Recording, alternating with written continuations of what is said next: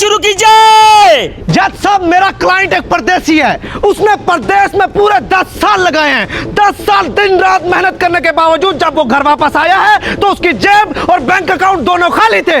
पैसे कहां गए? जज साहब, आज का मेरा केस इसी पर है कि एक लड़की ने मेरे क्लाइंट के सारे पैसे हड़प कर लिए और आज उससे शादी करने से भी इनकार कर दिया। इल्जाम जज साहब, इल्जाम मेरी मोकल सानिया पे ये सरासर इल्जाम है। वो गरीब, शरीफ और निहायत ईमानदार है। जज साहब, मुझे उसकी सफाई पेश करने का मौका दिया। आपको उसकी सफाई पेश करने का पूरा मौका दिया जाएगा, लेकिन उससे पहले मैं अपने क्लाइंट की सफाई देना चाहता हूं। जज साहब, उसकी दास्तान तो सुने। जब वो पाकिस्तान में था सबको आवारा निकट्टू लगता था। दोस्त उसको कर्जा देने से डरते थे जज साहब कि वापस कैसे करेगा। अगर घर में कहीं पे पंखा चला लेता तो बाप कहता बिल ज्यादा आएगा, पंखा बंद कर। आज वो निकट्टू जब वो पाकिस्तान से बाहर गया है, कुछ डॉलर कमाए हैं, आज वो सबके लिए मोहब्बत भरा पैगाम बन गया है। आज वो सबको अच्छा लगने लग गया है। इनकी मुवक्किल जज साहब मुंह तक नहीं लगाती थी उसको, लेकिन जैसे ही उसने जाके डॉलर कमाए रिश्ता भेज दिया। बस जज साहब, बस। मैं अपनी क्लाइंट की बेइज्जती बर्दाश्त नहीं करूंगा। मेरे क्लाइंट को फंसाया जा रहा है। फंसाया तो मेरे क्लाइंट को गया था जब रोज उससे पैसे मांगे जाते थे, रोज मैसेज किया जाता था जज साहब, आज स्त्री खराब है पैसे भेज दो, मम्मी के साथ बाजार जा रही हूँ पैसे भेज दो, फलां काम है पैसे भेज दो। इस तरह कर करके सारी उसकी तनख्वाह हड़प कर जाते थे ये लोग।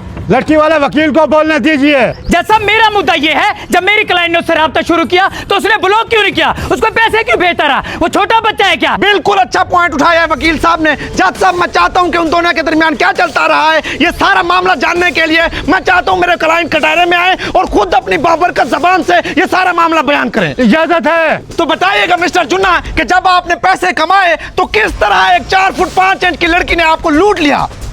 जज साहब, मैं जो कुछ कहूँगा सच के सिवा कुछ नहीं कहूँगा। एक मिनट रुको, मेरी बेगम का फोन आ रहा है।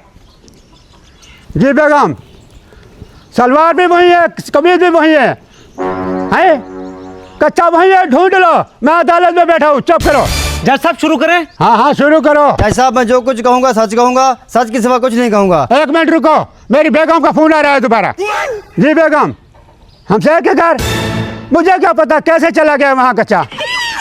मेरा यकीन करो बेगम, हवा के साथ उड़ के चला गया होगा। बेगम, बेगम। जज साहब, इजाजत हो तो दोबारा शुरू करें? अरे चुप करो यार, मेरा घर टूट रहा है, तुम्हें अपनी पड़ी हुई है। हेलो बेगम, ऐसा कुछ नहीं है, तुम गलत सोच रही हो। खून काट दिया। वो तू जल्दी कर, अपना केस सुना दे, वरना तुझे तारीख पे तारीख मिलती जाएगी लेकिन तेरा केस मुकम्मल नहीं होगा। क्या कहा? तारीख पे तारीख? इसी केस का आज ही फैसला सुनाऊंगा। तो जज साहब, मैं ये कह रहा था कि जब मैं पाकिस्तान में था मेरी कोई इज्जत नहीं थी। जैसे मैं बाहर कमाने के लिए गया, कोई डॉलर कमाए तो सानिया ने मेरे का रिश्ता भेज दिया। रिश्ता भेजने के कुछ दिन बाद उसने मुझे मैसेज किया तो मैंने भी मैसेज का जवाब दिया। इसी तरह हमारी बात होना शुरू हो गई और बातों ही बातों में मैंने उसको 15 लाख दे दिए और मुझे पता ही नहीं चला। वाह वाह जज साहब, वाह। कहानी अच्छी है मगर एक छोटी सी गलती कर गया। इसने खुद ही अभी कहा है कि इसने मेरी क्लाइंट को पैसे दिए। जब पैसे खुद ही दिए तो रोना किस बात का? बिल्कुल जज साहब, मैं मानता हूं कि मेरे क्लाइंट से अल्फाज के चुनाव में थोड़ी सी गलती हो गई है, लेकिन इसका हरगिज़ मतलब ये नहीं है कि मेरा क्लाइंट झूठा है। मेरे क्लाइंट के कहने का मतलब ये था कि उसने मेरे क्लाइंट से पैसे निकलवाए हैं। आर्डर। मैं अपने तजर्बे से कह सकता हूं कि अभी भी ये पैसे भेज रहा होगा और वकील का खर्चा भी अभी ये भेज रहा होगा। इस तरह के ठगी लोगों को मैं अच्छी तरह से जानता हूं, इनकी वजह से मेरा अपना घर टूट रहा है। ये केस अभी यही खत्म होता है।